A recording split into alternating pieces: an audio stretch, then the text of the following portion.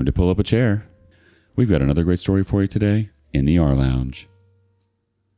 From a mother-in-law still waging war over a name to a sister thinking your wedding is the perfect time for her engagement, some people just can't resist turning every special moment into their personal drama.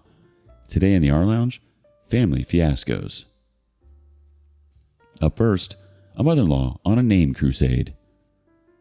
Am I the a-hole for kicking my mother-in-law out of my house because she won't stop complaining about my daughter's name?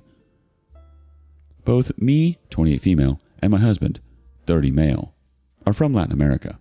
We moved to the UK shortly after we had our eldest, 5 male. Our daughter, who turns 1 in April, was born here. My mother-in-law, 60s, and my husband's older brother, 37 male, neither of whom have met our daughter before, are flying over for her birthday. Brother-in-law wanted to get a hotel room for himself, and mother-in-law doesn't speak any English, so we decided to have her stay at our place instead of leaving her alone in a foreign country. Years ago, when I was pregnant with my son, my husband and I made the mistake of revealing his name to our families. My mother-in-law spent the next months complaining about it.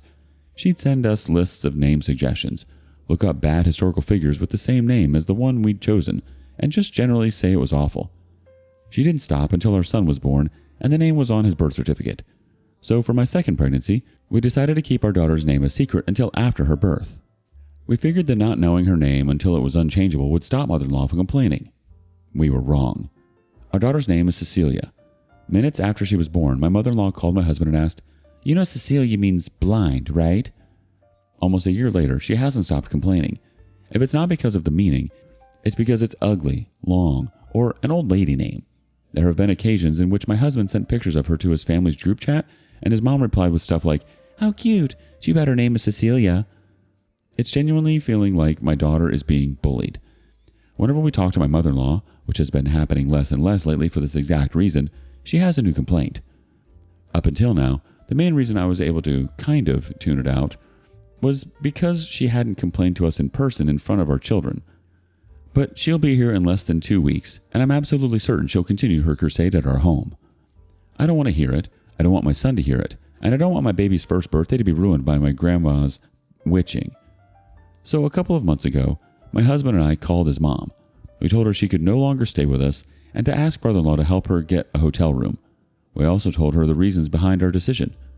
Mother-in-law cried on the phone and has called us several times since. She always either apologizes, calls us dramatic, or accuses us of alienating her from her grandkids. Throughout all of this, she continues to insist she has the right to dislike our daughter's name and still hasn't booked a hotel room. My brother-in-law agrees she's being a dick, but is upset we told her she can no longer stay at our place. He's accusing us of forcing an elderly woman to stay alone in a foreign country, even though we're perfectly capable of housing her. He's also mad that after promising for months that mother-in-law could stay at our house, we're retracting our offer. This whole situation has been exhausting, and I'm starting to worry I might be overreacting. Am I the a-hole? Ask an opinion, and the community is certainly going to respond. Here's some relevant comments. First, on the OP's relationship with her mother-in-law. Besides this problem, we have an okay relationship with her. Could be better, but it's way less awful than many of my friends' mother-in-laws. That said, she's always had the tendency of complaining. Even before we had kids, we knew she'd complain about whatever names we picked. We just didn't know how bad it would be. First reaction, not the a-hole. She made the decisions that led to this. You're not making her do anything, and it's not like the UK is a war zone. Her safety is not at risk. I agree that safety wouldn't be much of a concern, but I also agree that being alone in a foreign country you've never visited without knowing the language can be an effing terrifying. Someone else asks, who's paying for the trip? Mother-in-law is paying for her plane ticket, brother-in-law is paying for his. He's also helping her cover some expenses, but she's paying for most of her stuff. Someone else says, not the a-hole. And now I'm curious about your son's name, if she can take offense to Cecilia. The OP responds, Enrique. We call him Henry. But it doesn't matter. We could name our kids after her, and she'd still complain. The OP was voted not the a-hole based on the comments. You're definitely not the a-hole, OP. It sounds like you've been incredibly patient with your mother-in-law despite her ongoing complaints, and it's completely reasonable to set boundaries when it comes to your children and your home. You tried to handle the situation by explaining your reasons for the change, and while it's understandable that she's upset, that doesn't mean she gets to continue disrespecting your choices as parents. And look, You're not forcing an elderly woman into some dangerous exile. This is the UK, not a survival reality show. She's going to be fine. Update. Hey everyone. It's been a while since I posted, so I want to give you an update. I'll try to be brief. For the next couple of weeks after my first post, mother-in-law continued her attempts to convince us to let her stay with us, but still refused to book a hotel room. My husband and I decided to speak to brother-in-law again. He told us that the main reason why he wanted to get a hotel room for himself was to explore the city on his own, but could understand why we didn't want mother-in-law to stay with us anymore. Eventually, he agreed to help her get a different room at the hotel he'd stay in. From what I gather, he also spent the weeks leading up to the visit telling his mother that if she tried complaining about Cecilia's name at any point, he would call a taxi to send her back to the hotel. Cecilia's birthday went off without a hitch, except for the fact that mother-in-law immediately tried to give her a nickname. For a few hours, she kept calling her Leela. She was doing so behind our backs, and my husband and I didn't realize it until our son came to ask us if Grandma knew Cece's name. My brother-in-law offered to call the taxi, but we decided to brush it off. Later, my husband pulled mother-in-law aside and said that if she ever tried to complain about either of our children again, she wouldn't get to visit us anymore. She behaved herself until she and brother-in-law flew back home, and we haven't heard any complaints from her since. I'm very satisfied with this outcome, though I'm still worried she will complain about my kids again in the future.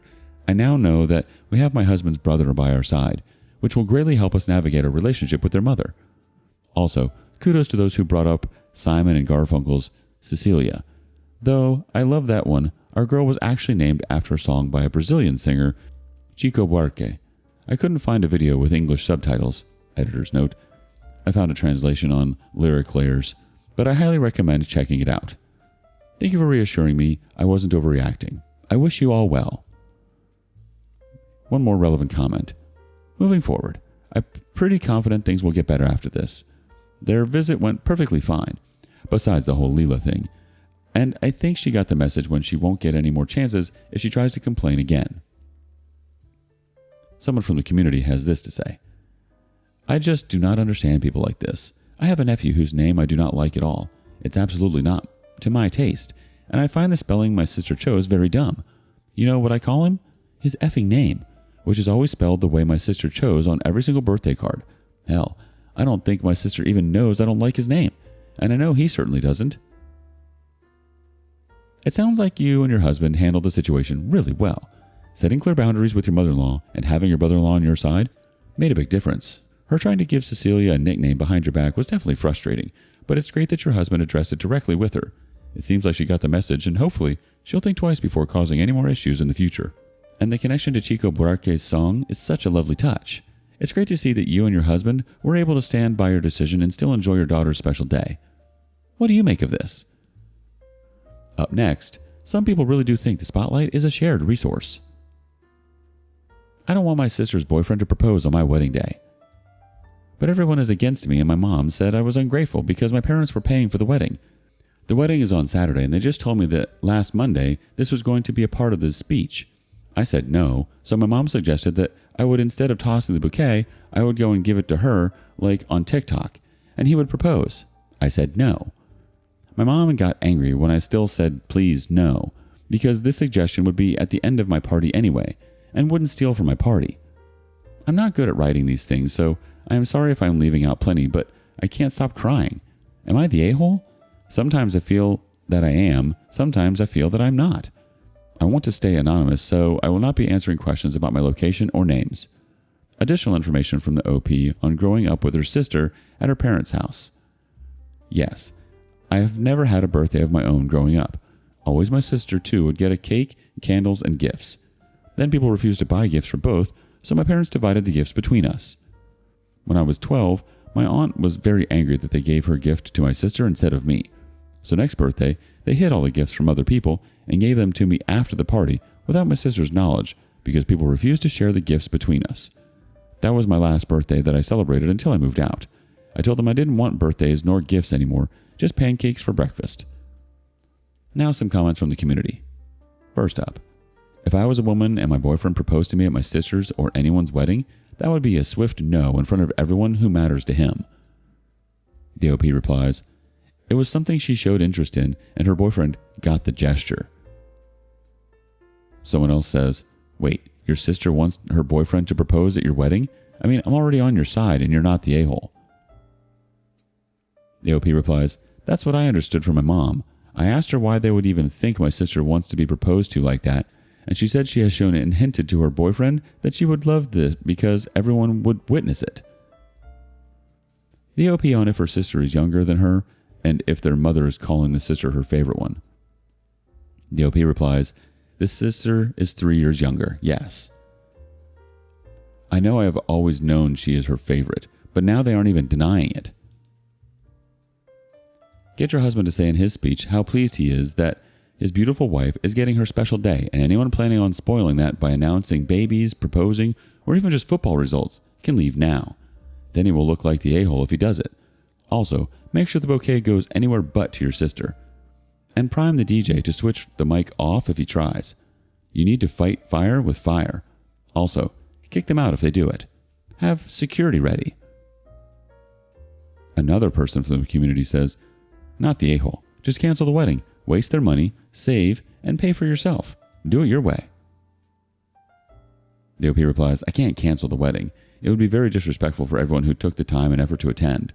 My friends and family, my husband's family, I love these people, you know. Not my mom and my sister's boyfriend very much at the moment, though. The OP on if there would be an open mic at the wedding in response to preventing the proposal from happening. No, but besides the maid of honor and best man and parents, it is free mic, and I guess my mother would call him up is the plan. We are definitely canceling the free mic. Update, August 15th, 2024. New reader, please check my first post. Hi, I'm sorry for not updating earlier. This is my update. My husband and I read all the comments to my post, and I want to thank you for your indignation on our behalf. Then my husband said that this probably would be the reaction everywhere, not only on my post. So we decided that embarrassing themselves was the best punishment.